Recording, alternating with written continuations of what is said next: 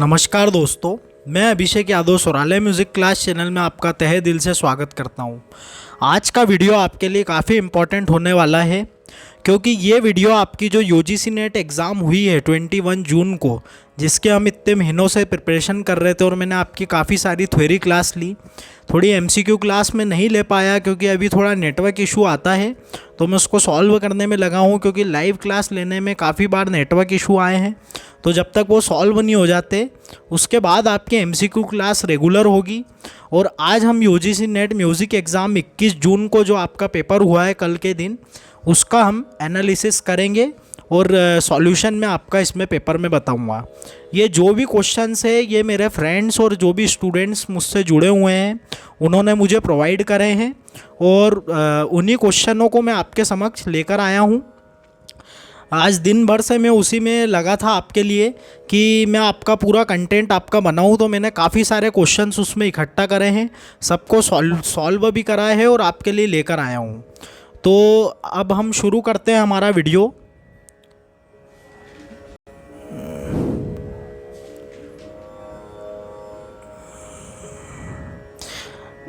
देखिए, अब जो हमारा आज का जो मैंने जैसा कि बताया, सोराले म्यूज़िक क्लास चैनल में स्वागत है आपका। और ये आज का पेपर 1 पेपर 2 दोनों में आपका सॉल्यूशन इसमें कराने वाला हूँ। जो भी एनालिसिस है, सॉल्यूशन है, वो सब स्टूडेंट और फ्रेंड्स का है बताया हुआ, तो उसी के आधार पे मैं आपको बताने वाला हूँ सारा। कुछ डाटा जो है वो मतलब मिला नहीं है तो उसका भी आपको थोड़ा सा मैं बताऊँगा कि जो नहीं मिला है, फिर क्या सही है क्या गलत है आंसर, वो सारे मैं इसमें बताने वाला हूँ। तो सबसे पहले हम पेपर 2 म्यूज़िक का सॉल्यूशन शुरू करते हैं। इसमें एनालिसिस की बात करें, सबसे पहले हम पेपर 2 के विश्लेषण की, तो इसमें हमको ये देखने को मिलता है कि सारे प्रश्न आपके प्रायोगिक आए थे, यानी राग पर बेस पूरा पेपर था, यानी 40 से 50%। जैसा कि मैंने जब आपको यूजीसी नेट का पढ़ाना शुरू करा था तो थ्योरी क्लास में जो पहली क्लास मैंने आपकी ली थी उसकी लिंक मैं आपको दे दूँगा, आप डिस्क्रिप्शन में उसकी लिंक दे दूँगा, तो आप देख सकते हैं जाके। तो उसमें मैंने आपको बताया था कि यूजीसी नेट स्ट्रेटेजी क्या होती है, क्योंकि मेरा अनुभव है, मैंने 2 बार यूजीसी नेट दी है और एक बार मेरा क्रैक भी हो चुका है। तो उसमें मैंने बाकायदा मैंने बताया था कि आपके लिए क्या इम्पोर्टेंट है, कौन से उसमें इम्पोर्टेंट है। तो उसमें हमको ये देखने को मिला कि जो आपका राग है, राग पोर्शन, वो सबसे ज़्यादा इम्पॉर्टेंट है। ये बताया था मैंने आपको कि 40 से 50% आपके राग पूछे जाते हैं और कभी कभार तो ज़्यादा भी। तो इसी प्रकार अभी देखने को मिला कि 80% राग उसमें हमको देखने को मिले, यानी 80% पूरा राग पर ही आधारित पेपर था और बाकी फिर 20% आपका ऊपर नीचे जो भी है अलग अलग जो आपके टॉपिक्स हैं उन पे। अब हमारा पेपर हम शुरू करते हैं। जैसा कि मैंने आपको बताया पेपर पूरा प्रैक्टिकल बेस था और रागों के प्रश्न ज़्यादा थे। तो अब हम सारे क्वेश्चन शुरू करते हैं। देखिए, आप विश्लेषण की बात हो गई, आप समाधान की बात करते। देखिए, सबसे पहले आपका प्रश्न आया था मसीत खानी गत के बोल क्या होते हैं।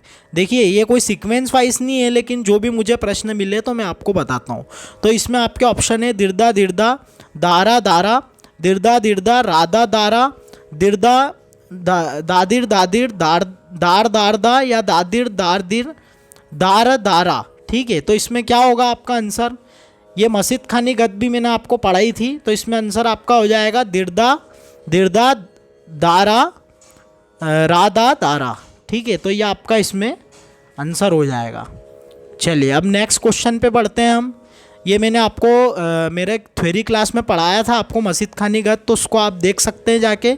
उसमें पूरा मैंने डिटेल में मसीद खानी गत, रजा खानी गत और गतों के बारे में बताया और उसमें से ही क्वेश्चन आपका बना है। कई क्वेश्चन टेलीग्राम के भी बैठे हैं इसमें। टेलीग्राम चैनल पे मैं काफ़ी ढेर सारे क्वेश्चन कराता हूँ, तो उसमें से भी काफ़ी क्वेश्चंस आपके आए हैं, तो आप उसको जाके देख सकते हैं। उसकी लिंक भी मैं आपको डिस्क्रिप्शन में दे दूँगा। दक्षिण में कोमल गंधार को क्या कहते हैं, तो इसका आंसर साधारण सा आ जाएगा। क्या आएगा, साधारण गंधार, यानी बहुत सिंपल है इसका आंसर, सभी ने पढ़ा है ये, तो इसका क्या हो जाएगा, साधारण गंधार। फिर आगे बढ़ते हैं हम। राजा मानसिंह तोमर विश्वविद्यालय कहाँ स्थापित है। ये काफ़ी म्यूज़िक एग्ज़ामों में ये इम्पॉर्टेंट प्रश्न बन चुका है आज की तारीख में। जैसा कि अभी AEES का भी मैंने एनालिसिस बताया था, तो ये प्रश्न उसमें भी आया था तो इसका आंसर क्या होगा आपका? ग्वालियर। ठीक है, तो आप याद रखिएगा। चलिए अब आगे हम बढ़ते हैं। आगे आपका जो आता है भिन्न को चुने। अब भिन्न को चुने तो ग्रह, अंश, आवर्तन और न्यास। अब इसमें भिन्न क्या हो जाएगा आपका? आवर्तन। क्यों? क्योंकि ग्रह, अंश और न्यास आपके क्या हैं? जाति के लक्षण है। और आवर्तन आपका क्या है? जब एक ताल पूरे जो एक ताल का पूरा पल्ला ख़त्म हो जाता है, यानी पूरी ताल अगर ख़त्म हो जाती है तो उसका जो एक बार जो हमने पूरा चक्र लिया है तो वो क्या कहलाएगा? आपका आवर्तन कहलाएगा। चलिए नेक्स्ट बढ़ते हैं। राग नड भैरव में प स्वर को सा मानने पर कौन सा राग बनेगा? अब देखिए ये थोड़ा सा प्रैक्टिकल है, पूरा आपको ध्यान देना पड़ेगा तभी आप ऐसे क्वेश्चंस को सही कर पाएंगे। सबसे पहले तो आपको राग नड भैरव के स्वर पता होना चाहिए। तो राग नड भैरव में सिर्फ कोमल ध लगता है, यानी जो हमारा संपूर्ण चलता है और उसमें सिर्फ और सिर्फ कोमल ध रखता है और बाकी सारे स्वर शुद्ध होते हैं। तो जैसा कि अगर मैं इसमें ले लूँ प, फिर ध, नी और सा, ये आपका ले लें और ये नीचे प ध। अब इसमें बोला है कि प को सा मान ले, तो सा, फिर सा के पास में ये कौन सा बनेगा? कोमल रे बनेगा। क्यों? क्योंकि आधा सेमीटोन आगे बढ़ा है, फिर एक सेमीटोन जब जाएगा तो ये बन जाएगा ग, और सा के लिए नी के पास में ये तो ये बन जाएगा सारे ग म, यानी कोमल रे आ गया यहाँ पे। इसी प्रकार से जब हम आगे बढ़ेंगे तो रे, ये रे, फिर ग म, ये। अब इसमें हम देखेंगे तो अभी हमारा क्या देखा था हमने कि सा, कोमल रे, शुद्ध गंधार और मध्यम। तो मध्यम के बाद उसमें एक टोन आगे चलेंगे सा के बाद तो क्या बनेगा? प बनेगा। और ध, इसके बाद एक टोन चलेंगे तो ध बनेगा। और ग के जस्ट पास में म है, मतलब आधा सेमीटोन आगे, तो ध के आधा सेमीटोन क्या आ जाएगा? कोमल नी। तो इस प्रकार से यह हमारा बन जाएगा अहिर भैरव। अहिर भैरव इसका क्या हो जाएगा? आपका आंसर हो जाएगा करेक्ट। रामकली नहीं होगा, कलिंगड़ा नहीं होगा, भैरव नहीं होगा, अहिर भैरव इसका करेक्ट आंसर आ जाएगा। चलिए अब नेक्स्ट क्वेश्चन आपका आता है राग काफी में रे स्वर को सा मानने पर कौन सा राग बनेगा? तो इसका आंसर क्या होगा? भैरवी। जैसा कि मैंने अभी पहले आपको बताया इसमें कि किस प्रकार से इसका आपका राग मूछना जो है, इसको मूछना कहते हैं। तो मूछना के आधार पे किस प्रकार से अभी जैसे मैंने नड भैरव का निकाल के आपको बताया, उसी प्रकार से आप राग काफ़ी में रे को सा मानिए। तो सा से जब चलेंगे तो कोमल का जो आपका हो जाएगा वो कोमल रे हो जाएगा, फिर आगे का म जो आपका हो जाएगा वो कोमल का हो जाएगा। इसी प्रकार से सारे स्वर अब जब देखेंगे तो आपका भैरवी राग आपको मिलेगा। ये भी एक अच्छा टॉपिक है, इसके बारे में भी हम एक लेक्चर बाद में कभी लेकर आएंगे। और इसमें मूछना के भी काफ़ी क्वेश्चन आए थे, ग्राम, मूछना, इनसे भी काफ़ी क्वेश्चन देखने को मिले। चलिए अब देखते हैं 7th क्वेश्चन क्या है। राग रागिनी वर्गीकरण में कौन से मत में 30 रागिनी का वर्णन मिलता है? तो कौन से मत में मिलता है आपके? अब ये देखिए ये कूट वाला प्रश्न था जिसमें कि ऐसा दिया जाता है कि बी और सी, यानी अब जैसे ये 4 दे रखे हैं मत, तो इसमें 1 और 2 दे देंगे, 3 और 4 दे देंगे, 2 और 3 दे देंगे, 1 और 4 दे देंगे, ऐसे कूट दिए जाते हैं। तो इसमें दो ऐसे मत हैं जिसमें 30 रागिनियों का वर्णन मिलता है। कौन कौन से? 3 और 4। तो 3 और 4 इसका आंसर हो जाएगा, 3 और 4। ठीक है, तो आप याद रखिएगा। अब आगे हम 8वें प्रश्न पे चलते हैं। सुमेलित कीजिए।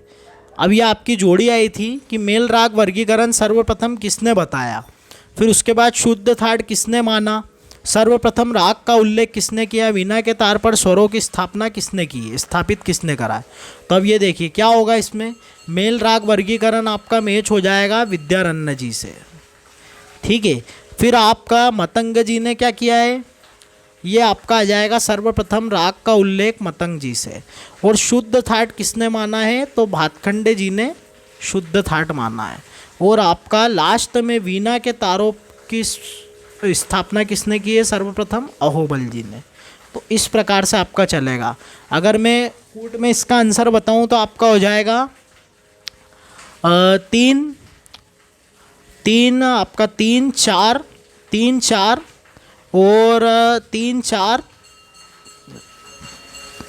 3 4 और आपका हो जाएगा 4 3 4 और उसके बाद आपका सर्वप्रथम राग का उल्लेख 3 4 1 2, 3 4 1 2 है ना। तो आपका ये बनेगा 3 4 1 और 2। ठीक है, इस प्रकार से ये जोड़ी का इसका आंसर होगा। अब रावण हत्ता कहाँ का लोकवाद्य है, ये भी काफ़ी सिंपल, हर बार रावण हत्ता से एक प्रश्न जरूर आता है। मैंने ये कहा भी था कि रावण हत्ता और जितने भी लोकवाद्य हैं इनसे एक प्रश्न हर बार पूछा जा रहा है, आगे की यूजीसी नेट एग्जाम के लिए काफ़ी इंपॉर्टेंट है। तो आप लोग रावण हत्ता के बारे में ज़रूर पढ़िए। अब इसका आंसर क्या होगा, राजस्थान। काफ़ी सिंपल था ये क्वेश्चन। फिर मांड कहाँ का लोकगीत है, तो ये भी सिंपल, राजस्थान कुछ भी नहीं था इसमें। अब ये एक क्वेश्चन आया था, म्यूज़िक ऑफ इंडिया के लेखक कौन है। इसमें आप थोड़े कंफ्यूज हो सकते हैं, क्योंकि एक पुस्तक है स्ट्रेंगविच की जिसका नाम है म्यूज़िक ऑफ हिंदुस्तान, और एक आपकी पुस्तक है म्यूज़िक ऑफ इंडिया जो कि है आपकी एच पोपले की। ठीक है, तो आप याद रखिएगा। अब आगे हम चलते हैं, इनमें से कौन सी स्वर लिपि वेस्टर्न है। तो ऐसे 4 आपके आए थे ऑप्शन में, ऑप्शन स्टूडेंट्स को याद नहीं थे तो उन्होंने मुझे बताया कि इसका आंसर सर स्टाफ नोटेशन प्रणाली होगा, क्योंकि उसमें एक ही दे रखी थी। आपको पता ही है कि 4 प्रणाली होती है, यानी 4 आपके नोटेशन सिस्टम होते हैं। पाश्चात्य में न्यूम्स होता है, ठीक है, और आपका सोल्फा होता है, और आपका एक और कौन सा होता है, स्टाफ नोटेशन होता है, और चीफ होता है। तो ये कौन सा हो जाएगा आपका स्टाफ, इसमें उत्तर आ जाएगा। फिर प्रबंध के अंग है, प्रबंध के अंग है, और ऐसे 4 आपको ऑप्शन थे, तो उसमें स्वर पद ताल आपका आंसर हो जाएगा। और बाकी सब इसमें ध्रुवा, मेलापाक और ये आपका उद्रा, ये क्या है, ये धातु है आपकी। फिर उसके बाद भरत का अंतर्गंधार मध्यम की कौन सी श्रुति पर है। अब ये आपको थोड़ा सा पता होना चाहिए, इसमें ये पूछा है कि भरत जी का जो अंतर्गंधार है वो मध्यम की कौन सी श्रुति पर है। तो सबसे पहले तो आपको ये पता होना चाहिए कि अंतर्गंधार कौन सी श्रुति पर स्थापित है, तो वो 11वीं श्रुति पर आपका अंतर्गंधार स्थापित है।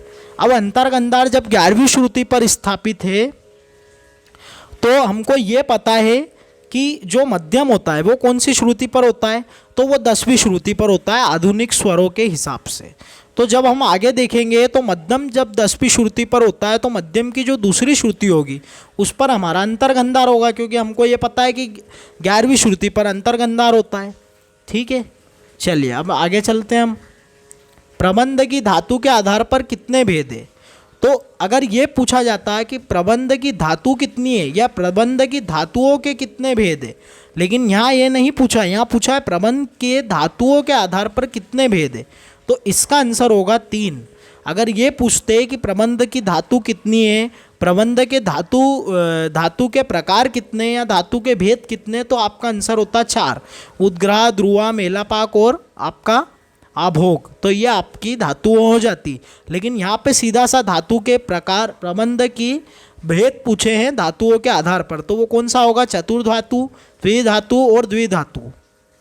ठीक है, आप याद रखिएगा। चतुर्धातु मैं लिख देता हूँ आपके लिए, चतुर्धातु, द्विधातु, हिंदी में ही लिखते हैं, द्विधातु, हाँ, और त्रिधातु, आपका त्रिधातु है ना, चतुर्धातु, द्विधातु और द्विधातु। अब इसके बाद एक प्रश्न आपका आया था 16वें नंबर का, वज्रिका, प्रसारणी, प्रीति, मार्जिनी, मंदनी, मदंती, रोहिणी, रम्या किन स्वरों की श्रुतियाँ हैं। अब आपको सबसे पहले श्रुति जितनी भी बताई गई हैं वो सब आपको याद होना चाहिए। तीव्रा, कुमुदती, मंदा, छंदोवती, दयावती, रंजनी, रक्तिका, रौद्री, क्रोधी, क्षिति, रक्ता, संदीपनी, अलापनी, मदंती, रोहिणी, रम्या और उग्रा और शोभिनी। तो इस प्रकार से आपकी पूरी 22 श्रुतियाँ हैं। तो 22 श्रुतियों में आपकी जो वज्रिका, प्रसारणी, प्रीति, मार्जनी, वज्रिका 10वें नंबर की है, प्रसारणी 11वें नंबर की है, प्रीति 12वें और मार्जनी 13वें नंबर की। तो मध्यम की 4 श्रुतियाँ ये हैं और दैवत की ये 3 श्रुतियाँ। तो इस प्रकार से आपको ये आंसर मिल जाएगा इसका म और ध। चलिए अब आगे हम चलते हैं, ये क्या हुआ, चलिए अब आगे आपका प्रश्न आता है, सामा वादी संवादी इसको फुल स्क्रीन कर लेते हैं, ये थोड़ा सा, चलो फुल स्क्रीन ही चल रहा है। सामावादी संवादी संवाद का कौन सा समूह नहीं है? ठीक है, अब आपको ये देखना है कि सामा जो वादी संवादी है उसका आपका कौन सा समूह नहीं है।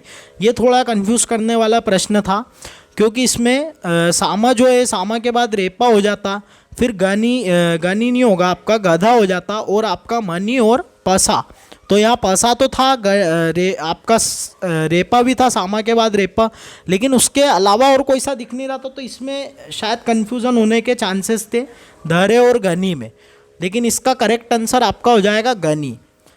अब इसमें आप दो प्रकार से कर सकते थे, एक तो आप सीधा संवाद देखते साम रेप गध मनी पसा और धरे, तो धरे या आपका तार सप्तक का रे, तो धरे भी इसमें ही आ जाएगा, तो आपको सीधा पता चल जाता कि गनी। दूसरा तरीका ये है इसका कि सा से म का जो संवाद है वो कितने अंतराल का होगा, तो उसको आप निकाल सकते हैं। अगर आपको ये पता है कि सा का जो आंदोलन संख्या है वो कितनी होती है 240 और म की कितनी होती है 320, तो जब आप इसको निकालेंगे तो इसको जब काटेंगे आप तो कितना आएगा 8 3 जा 24 और 8 4 जा 32, तो ये आपका आ जाएगा 3/4। तो ऐसे आप सारों के निकाल के देख सकते थे, सारे आंदोलन संख्या देख के कि रे की आंदोलन संख्या अपन में प की आंदोलन संख्या, फिर प के आंदोलन संख्या अपन में तारसा के आंदोलन संख्या, इस प्रकार से आप उसको सॉल्व करके देख सकते थे। तो आपका गनी आएगा, भले आप करके देख लीजिएगा एक बार। अब काकली संहिता वाली मूर्छना किससे संबंधित है? एक ये प्रश्न आया था। मूर्छना के आपके काफ़ी प्रश्न देखने को मिले, तो इसका क्या आंसर हो जाएगा आपका सीधा सा काकली निषाद। ठीक है, तो आप याद रखिएगा। अब आगे हम बढ़ते हैं। सारंग देव ने अंतर्गंधार वाली कौन सी मूर्छना बताई है? तो कौन सी हो जाएगी आपकी साकली। चलिए, तानपुरे के तार किससे बंधे होते हैं? तो यह आपका कूट में प्रश्न था, तो इसका आंसर भी उसी प्रकार से आएगा। ऐसा बोल सकते हैं जैसा मैंने कूट में भी आपको बताया कि ऐसे दे देते 1 2 2 3 3 4 4 1, तो आपका कौन सा हो जाएगा ये? एक तो लंगोट से बंधा होता है तानपुरा और खूटियों से, तो 2 और 3, 2 और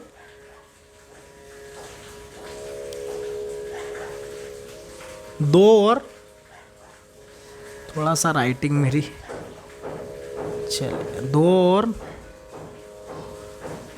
3। चलिए अब आगे चलते हैं।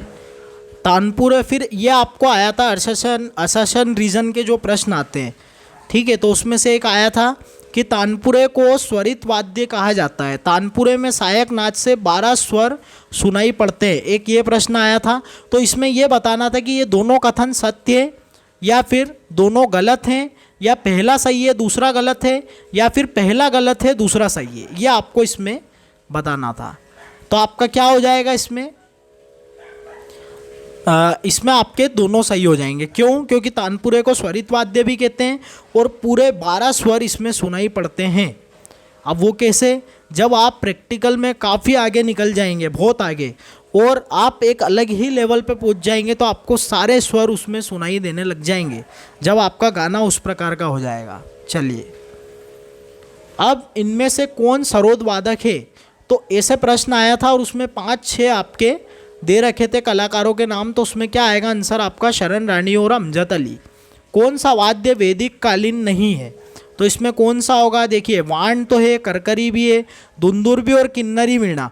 अब इन दोनों में से कौन सा होगा? तो दुंदुरबी भी आपका वैदिक कालीन वाद्य और किन्नरी वीणा आपका वैदिक कालीन नहीं है, तो ये आपका आंसर हो जाएगा।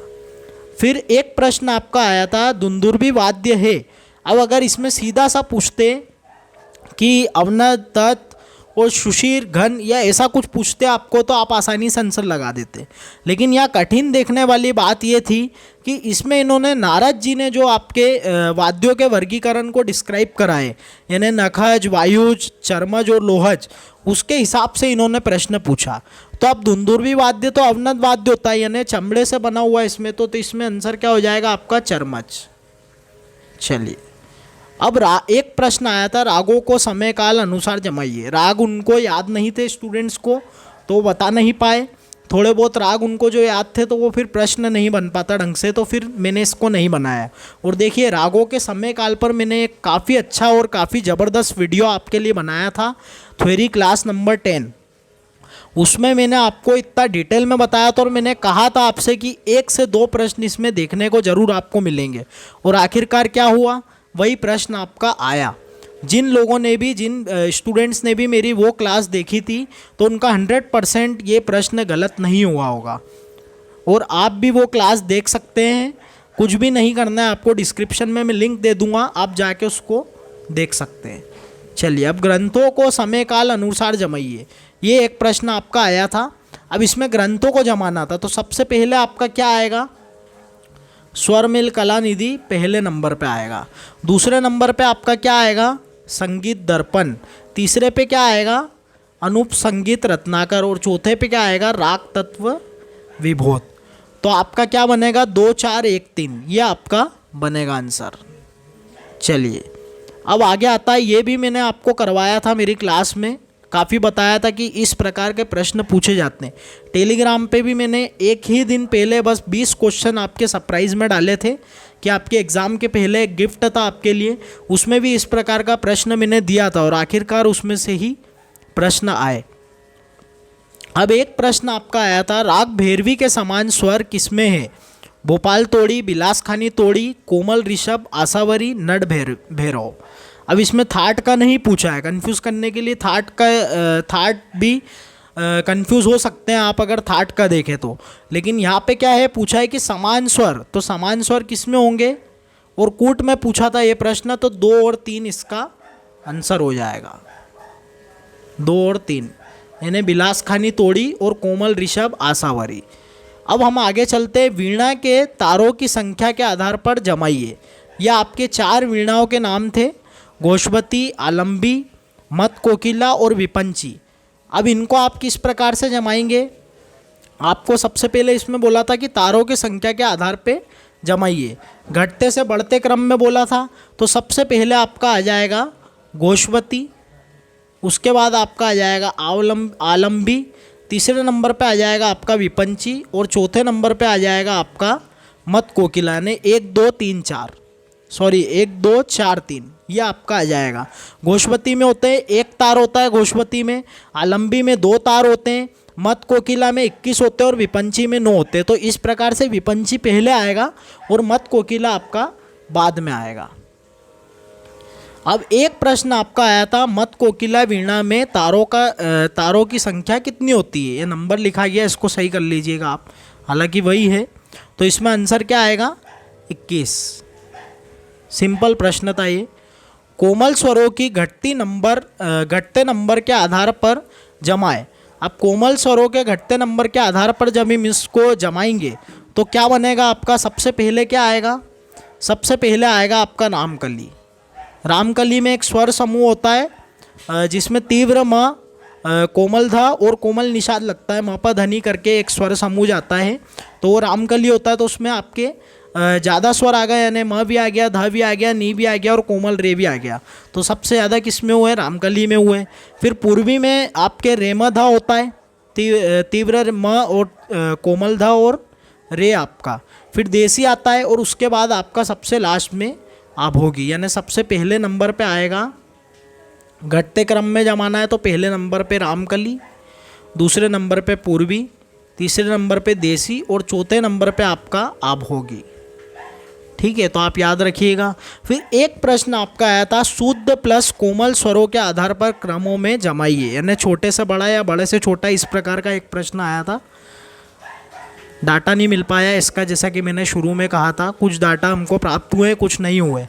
अब ये सुमेलित कीजिए, नायकी कांगड़ा, रामकली, पुरिया धनाश्री और पुरिया कल्याण, ये 4 राग आपको दिए थे, इनके थाट आपको बताने हैं। तो नायकी कांगड़ा आपका क्या हो जाएगा, काफ़ी थाट। फिर रामकली आपका क्या हो जाएगा, रामकली आपका हो जाएगा भैरव थाट, और पुरिया धनाश्री आपका हो जाएगा पूर्वी थाट, और ये आपका दूसरे पे, ये आपका चौथे पे आएगा। पुरिया धनाश्री पूर्वी थाट और पुरिया कल्याण आपका, सॉरी ये यहाँ पे गड़बड़ी हो गई, फिर से देख लेते हैं। नायकी कांगड़ा का आपका हो जाएगा पहले नंबर का काफ़ी थाट, रामकली का हो जाएगा आपका भैरव थाट, पुरिया धनाश्री का हो जाएगा आपका पूर्वी थाट यानी तीसरा, और पुरिया कल्याण का आपका हो जाएगा मारवा थाट। तो इस प्रकार से 3, 4, 1, 2 आपका आंसर इसमें देखने को मिलेगा आपको। चलिए अब आगे चलते हैं। कौन सा वाद्य सारिका विहीन है? ये प्रश्न आपका एग्जाम में आया था।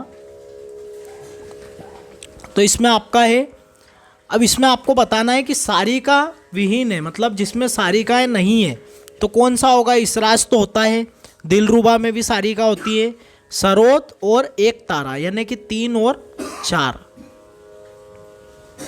3 और 4 आपका आंसर हो जाएगा इसमें। चलिए अब आगे चलते हैं। 34वां प्रश्न यहाँ पे मैंने लिया है, कौन से वाद्य उंगली, कोण और त्रिकोण की मदद से नहीं बजाए जाते हैं? अब ये भी थोड़ा सा ध्यान देने वाली चीज़ है कि किसमें त्रिकोण, और अगर आपने वाद्यों के बारे में पढ़ा है तो आपका ये गलत नहीं होगा। तो आपको अगर पता हो तो इसराज और दिलरुबा जो है वो आपके इससे आपके गज से नहीं बजाया जा, सॉरी, कोण, मिजराब और प्रश्न क्या था एक बार और देख लेते हैं। कोण, मिजराब और अंगुली की सहायता से नहीं बजाए जाते। ये किसकी मदद से बजाए जाते हैं? गज की मदद से। तो 1 और 2 आपका इसमें आंसर हो जाएगा। ये भी कूट में था। देखिए अगर मैं कूट से बनाने जाता तो पेपर काफ़ी बड़ा हो जाता, इसलिए मैंने उस हिसाब से आपका पेपर बनाया है। अब नेक्स्ट आपका आता है सुम्मेलित कीजिए।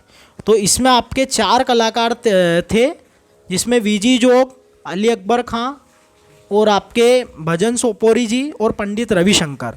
तो वीजी जोग आपका आ जाएगा वायलिन यानी दूसरे नंबर का, पहले नंबर का वायलिन। अली अकबर खां आपका सरोद वादक हैं और भजन सोपोरी जी आपके संतूर वादक हैं और पंडित रविशंकर आपके सितार वादक हैं। तो आपका क्या बनेगा? 2, 1, 4, 3 ये आपका कूट इसमें बनेगा।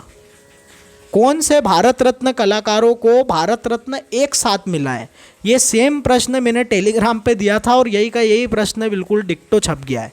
देख लीजिए आप किस प्रकार से तैयारी में करवाता हूँ आपकी स्वराले म्यूज़िक क्लास चैनल से, और वही आपके प्रश्न इसमें से आ रहे हैं।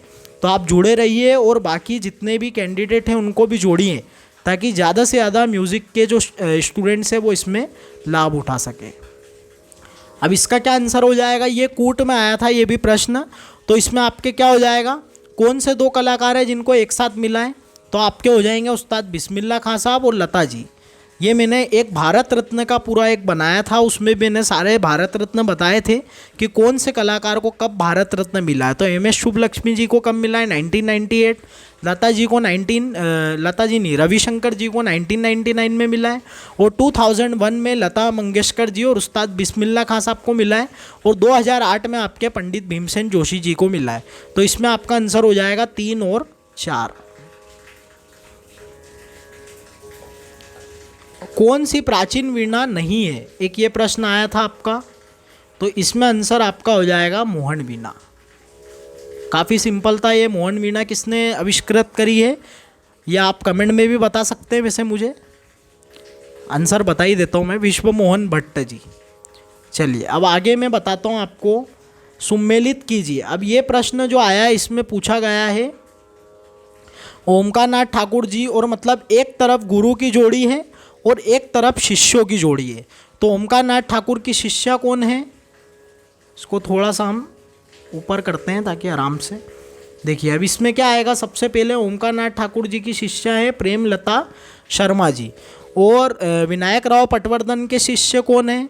तो विनायक राव पटवर्धन के शिष्य इसमें हो जाएंगे डी.वी. पलुस्कर साहब, यानी ये हो जाएगा। और बुआ जोशी जी के बालकृष्ण बुआ इचलिंजीकर, और नारायण राव व्यास के आपके विद्याधर राव। तो ये आपके बन जाएंगे 3, 4, 2, 1। ठीक है, तो आप याद रखिएगा।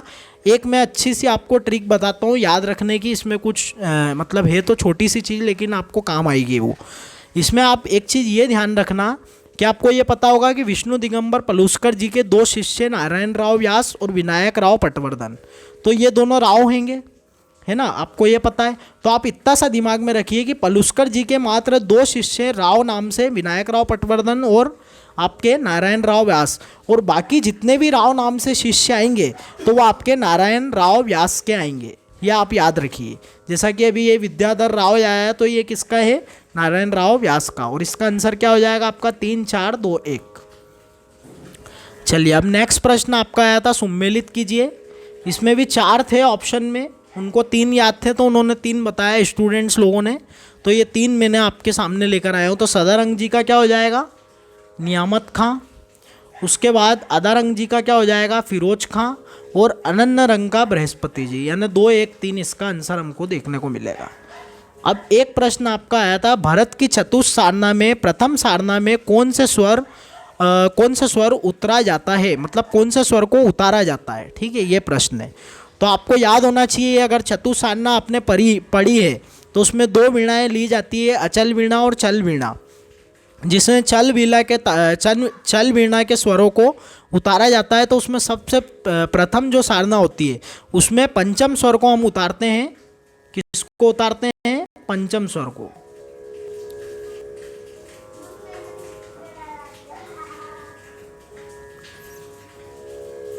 चालीस प्रश्न पे चल रहे थे हम।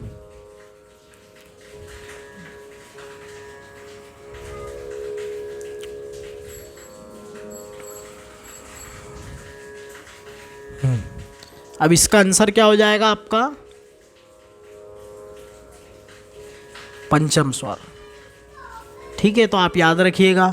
अब नेक्स्ट प्रश्न आपका आता है, मध्यम ग्राम में प को 3 श्रुतिक करने पर कौन से स्वर की श्रुति बदलेगी।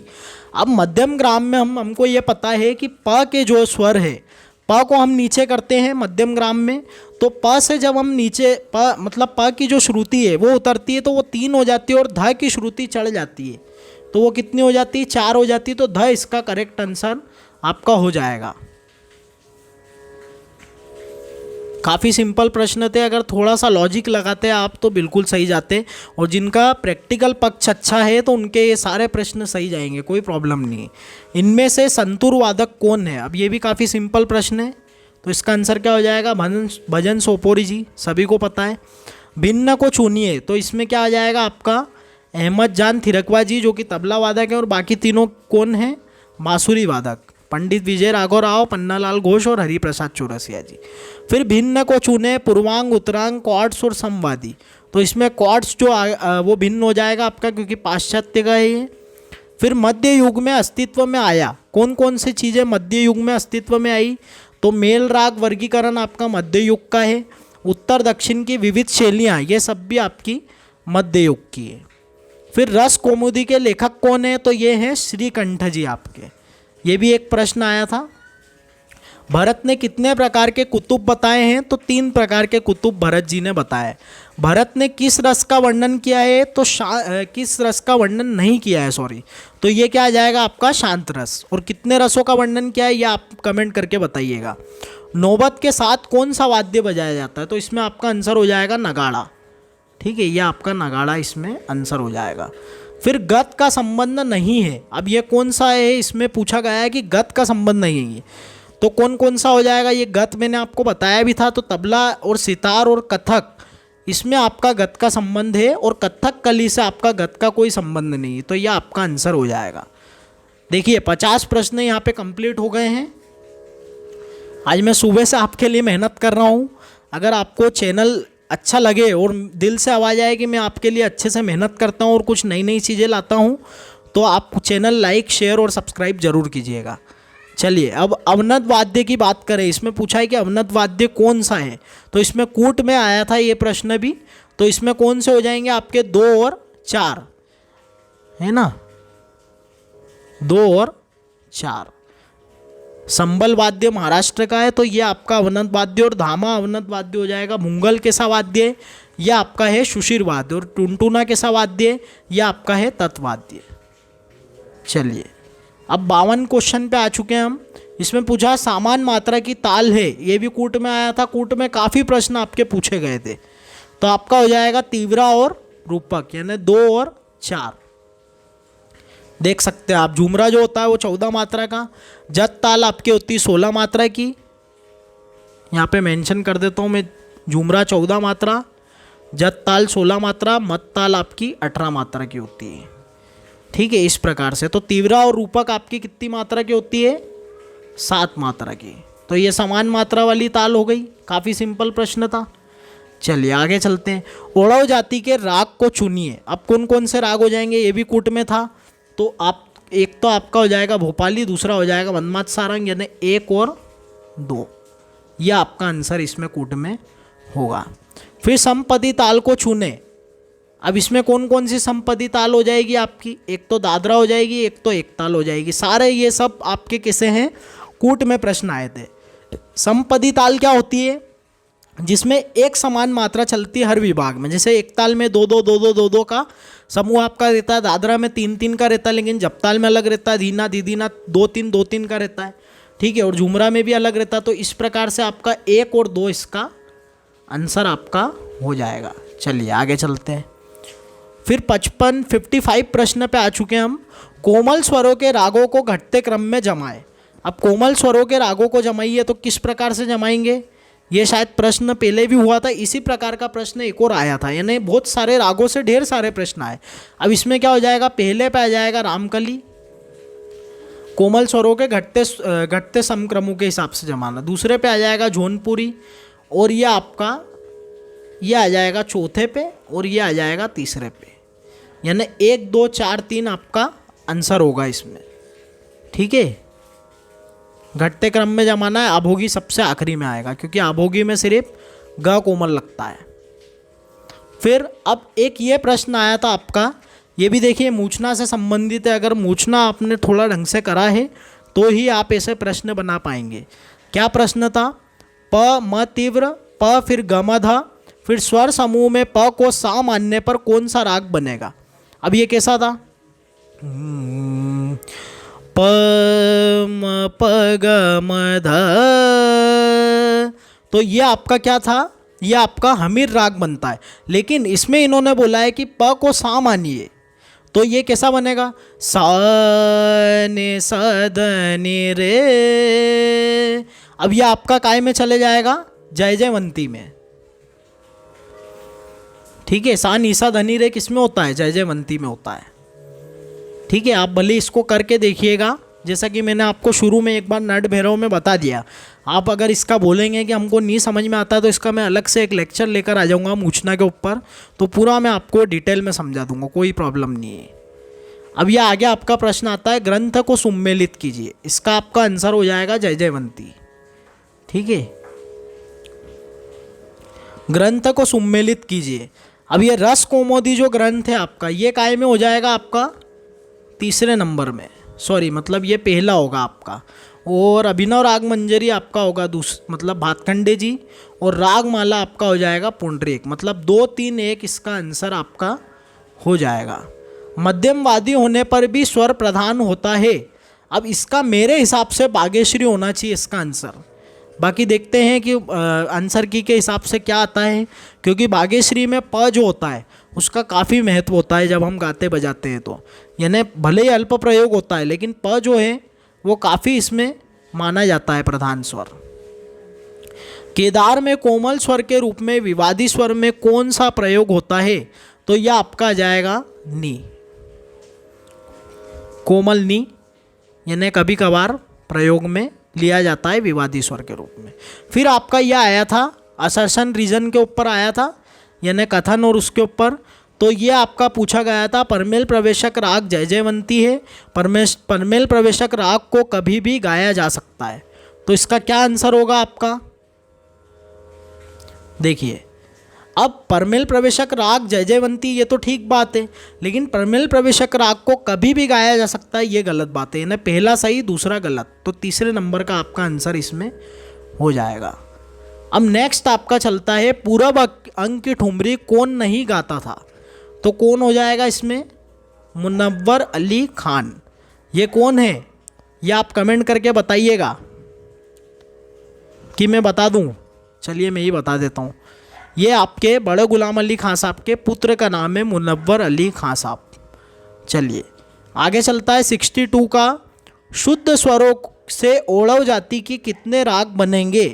अब देखिए ये थोड़ा सा दिमाग वाला प्रश्न था, क्योंकि इन्होंने ऐसा मेंशन नहीं किया है कि ओड़व ओड़व या ओड़व संपूर्ण, इन्होंने ओड़व शाड़व ऐसा कुछ मेंशन नहीं किया, इन्होंने सिर्फ ओड़व कहा है। तो ओढ़व जाति से कितने बनेंगे? मेरे हिसाब से इसका आंसर 6 होना चाहिए। अब कैसे, देखिए मैं प्रूफ भी करके बताता हूँ आपको। एक तो आपका राग हो जाएगा शुद्ध भोपाली, सारे गा प धसा साधा प ग रे सा। एक आपका हो जाएगा दुर्गा, सारे म प धसा साधा प म रे सा। एक आपका हो जाएगा हंस ध्वनि, हंस ध्वनि है ना, नीरे गा प नीसा सानी प ग रे सा। ठीक है, ये हो गए आपके 3 राग। इसके अलावा आप चौथा राग ले सकते हैं शंकरा, शंकरा। पांचवा आप राग ले सकते हैं देशकार।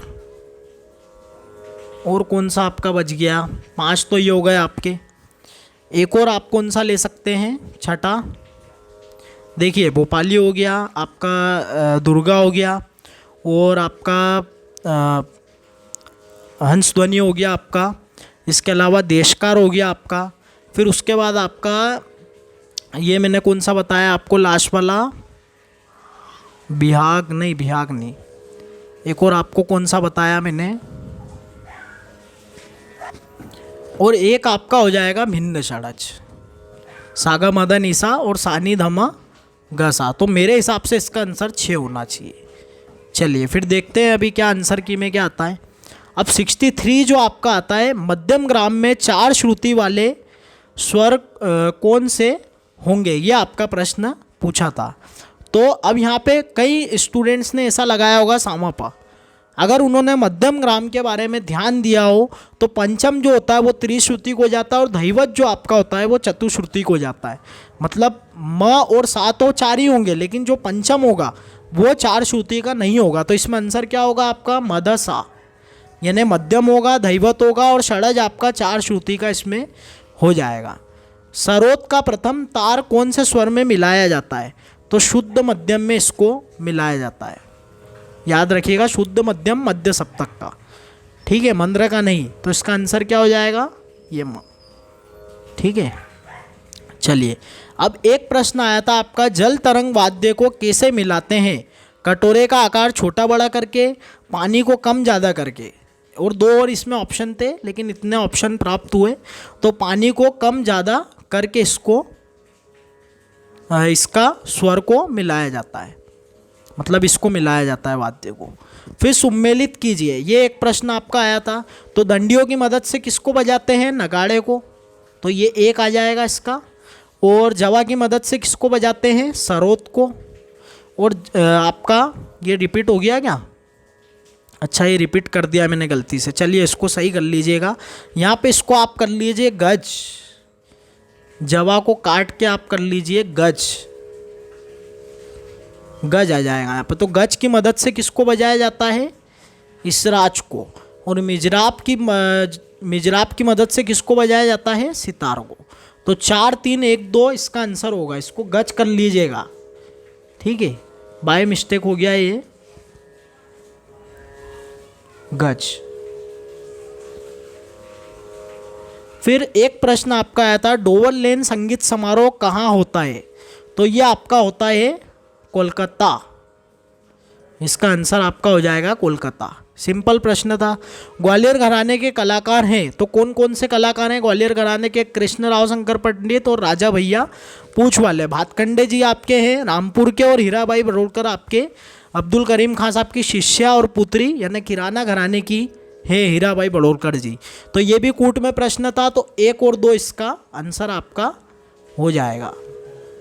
काफ़ी सिंपल प्रश्न थे, इतनी कठिनाई नहीं होनी चाहिए। इस बार काफ़ी लोगों का JRF हो सकता है अगर उन्होंने मेहनत की होगी तो। रविंद्र संगीत में आड़ा चौताल के ऊपर एक सवाल था, एग्जैक्ट स्टूडेंट को ध्यान नहीं है किस प्रकार का सवाल था। विभाग में कुछ उन्होंने बताया कि इस प्रकार से था, तो मैंने इसको ऐसा का ऐसे ही रख दिया है, इसमें कुछ ज़्यादा बता नहीं पाऊँगा मैं। अब आगे इसमें बोला है किस वाद्य में चमड़े का प्रयोग नहीं होता है? एक इस प्रकार का प्रश्न पूछा गया था, तो इसमें आपका आ जाएगा सरोद मेरे हिसाब से। हालांकि सरोद में भी कई मैंने देखा कि मतलब कई जगह ऐसा बता रहे हैं कि चमड़े का प्रयोग होता है, लेकिन ऑप्शन के हिसाब से हमको इसमें ही जाना पड़ेगा। अब एक आपका मैं प्रश्न आपको बताता हूँ। एक प्रश्न आया था आपका कि कुमार गंधर्व ने कौन कौन से, मतलब कुमार गंधर्व ने कौन से राग का आविष्कार किया है।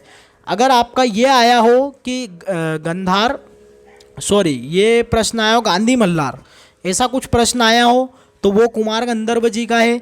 या मालवती आया हो तो मालवती कुमार गंधर्व जी का है। तो ये आप थोड़ा सा ध्यान रखिएगा, मैं लिख देता हूँ मालवती, ये इसका, और गांधी मल्हार ये आपके कुमार गंधर्व जी के राग हैं, है ना। तो ये पूरा आपका था म्यूज़िक का पेपर। इसमें 71 से लेकर 75 तक यानी 5 प्रश्न आपके शोध के, जैसे कि हर बार आते हैं, तो वो आपके प्रश्न पूछे गए थे।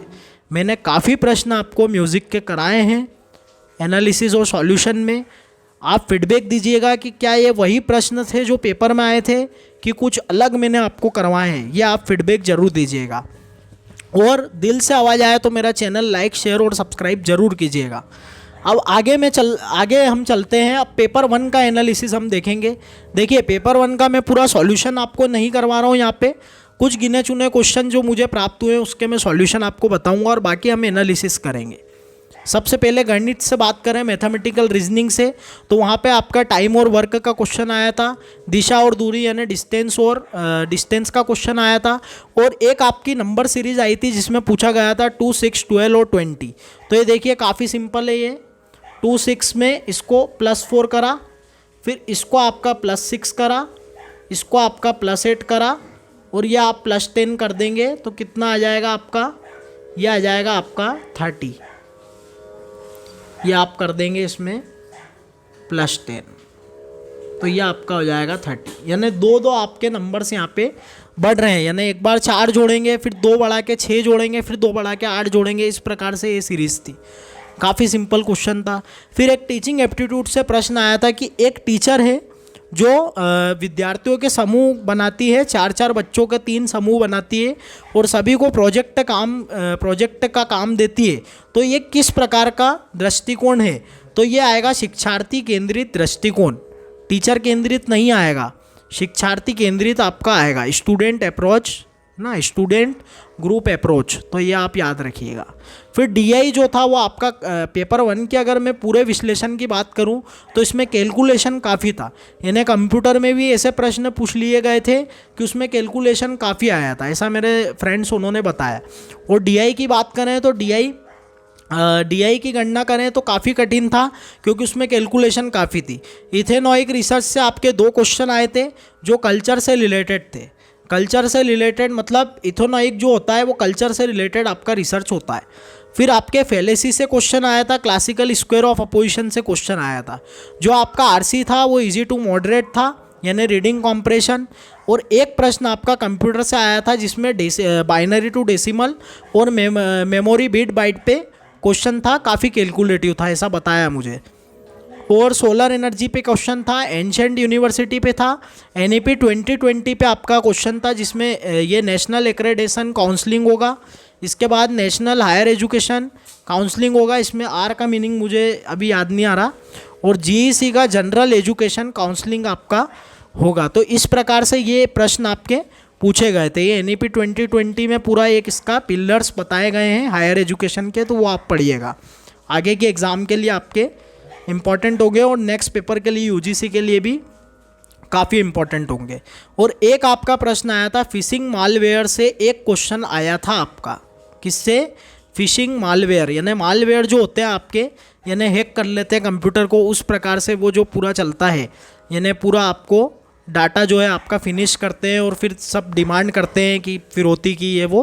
तो उसमें फ़िशिंग का एक क्वेश्चन, फ़िशिंग जो मालवेयर होता है उसका क्वेश्चन आया था। तो ये पूरा कंप्लीट एनालिसिस था आपका पेपर 1 का। अब आप मुझे फीडबैक दीजिएगा कि मैंने आपको क्या पढ़ाने में कोई कसर छोड़ी है, या फिर मैंने आपको अच्छे से सारा पेपर का बताया है या नहीं बताया है, और कितने क्वेश्चंस आपके इसमें सही गए हैं वो भी आप मुझे कमेंट करके बता सकते हैं। और क्या क्वेश्चन छूट गए हैं आप मुझे या तो पर्सनली मैसेज करके या फिर फ़ोन लगा के भी बता सकते हैं। मैं नंबर अपना डिस्क्रिप्शन में दे दूंगा, तो उन क्वेश्चनों को भी मैं ले आऊँगा अगर आप बोलेंगे तो। और बाकी मैंने 80 से 90% आपका पेपर पूरा कवर कर दिया है, सभी चीज़ें मैंने इसमें बता दी है। और अगर आपने थ्योरी क्लासेस नहीं देखी है, आप किसी भी म्यूज़िक एग्ज़ाम की प्रिपरेशन कर रहे हैं, तो आप सारी थ्योरी क्लासेस जाके देखिए। उसमें मैंने सारे आपके इंपॉर्टेंट टॉपिक्स कराए हैं, कुछ यूनिक टॉपिक्स भी कराए हैं जिनसे क्वेश्चन भी काफ़ी बैठे हैं एग्ज़ाम में, और हर एग्ज़ाम में बैठेंगे। तो आप उनको प्रिपेयर करिए, और यही मैं आपको बताऊंगा, और बाकी डिस्क्रिप्शन में आपको पूरे लिंक में उसकी प्रोवाइड कर दूंगा। उसके बाद की मैं बात करूँ आपको, तो अगर आपको चैनल अच्छा लगता है, मेरे वीडियोस अच्छे लगते हैं, क्लासेस अच्छी लगती है और दिल से आवाज़ आए, तो मेरा चैनल लाइक, शेयर और सब्सक्राइब जरूर कीजिएगा। टेलीग्राम पे भी आप लोग सभी जुड़ जाइए। एमसीक्यू की क्लास का थोड़ा इशू आया था, मैंने कहा था कि मैं लेकर आऊँगा, लेकिन थोड़ा सा नेटवर्क प्रॉब्लम आता है, तो जब तक नेटवर्क प्रॉब्लम सॉल्व नहीं हो जाता, फिर मैं उसके बाद आपके लिए सारी क्लासेस एमसीक्यू की भी लेकर आऊँगा। थोड़ा सा वेट करिए बस। Thank you so much. जय श्री राम।